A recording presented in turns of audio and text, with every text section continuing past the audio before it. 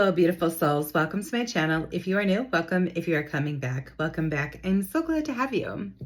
My name is Cassie, and on this channel, we talk all things of healing, self-love, and self-care, and of course, becoming your dream woman. And on today's episode, I want to talk about why you should never lose yourself in a relationship and how healing my anxious attachment style has helped me become more secure within myself. So lately, I've been thinking a lot about how grateful I am of my healing journey and how becoming more self-sufficient has been one of the greatest gifts that I could have ever given myself. Learning how to feel good about myself, feel good about where I'm at in my life, and generally be happy and content on my own, that has been life-changing.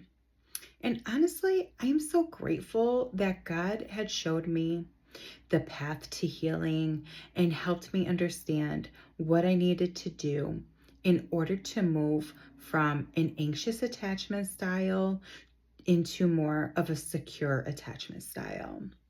And that transformation didn't happen overnight. But today, I can honestly say that doing the work has helped me become the woman I've always dreamed of becoming in so many ways, right? Becoming my dream woman was one of the biggest blessings in my life. And it all happened because I finally made myself a priority. I started doing the hard work of healing. I started facing my own demons. I started looking at patterns in my life and asking myself what needed to change. And I had to be honest about those things. And let me tell you something. This work was not always easy. Healing can be uncomfortable.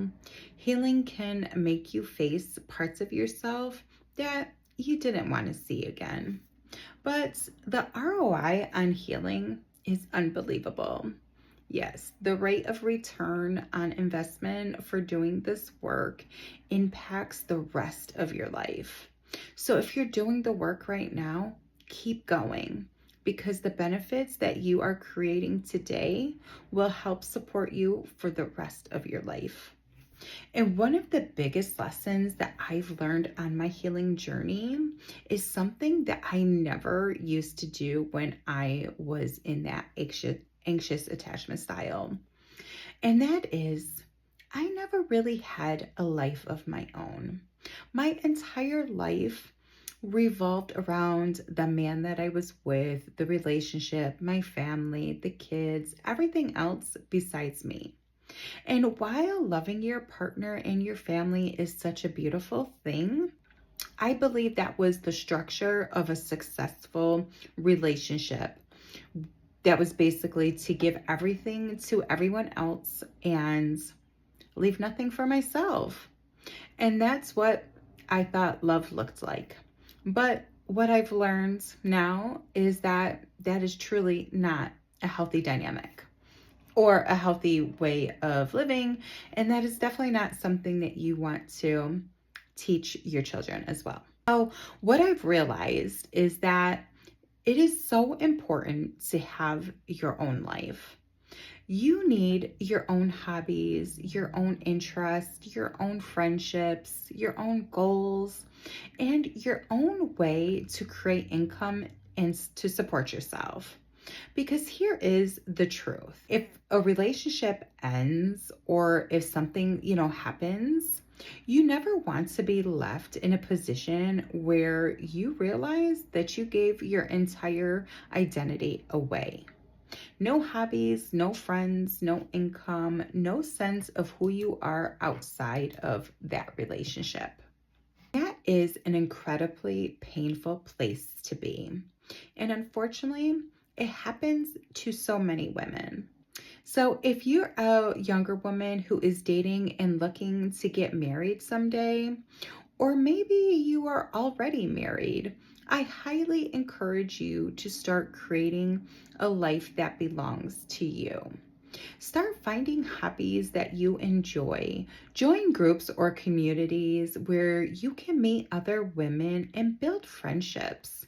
If you love reading, join a book club. If you love fitness, go to the gym or take some classes. If you enjoy creative things, find classes or workshops. Just start building a life that fills your cup, because your life should not only exist inside of your relationships. Another important piece of this journey is learning how to take care of yourself. Start doing things that make you feel good.